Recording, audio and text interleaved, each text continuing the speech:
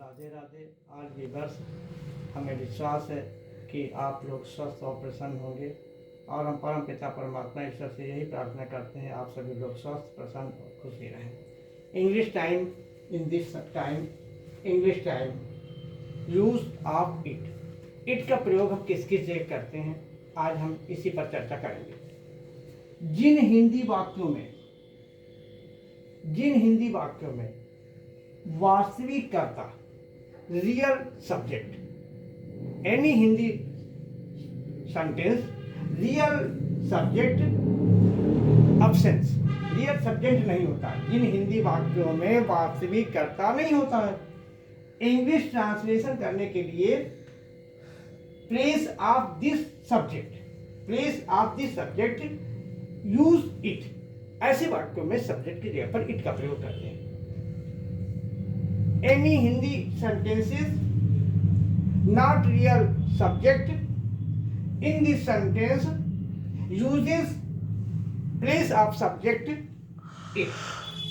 It का मतलब ये होता है, in some sentence, कुछ वाक्यों में it का अर्थ ये अलग से नहीं होता। यदि जिन हिंदी वाक्यों में समय, दिन, time, days, months, season, nature, evidence, प्राकृतिक घटना का एक्सप्लेनेशन होता है, वर्णन होता है, किसी बात पर जोर दिया जाता है, ऐसे वाक्यों को हम इट से ही स्टार्ट करते हैं।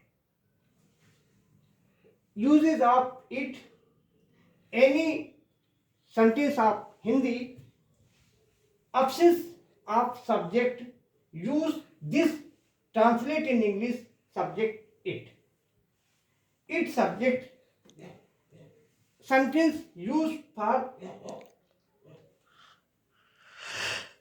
days,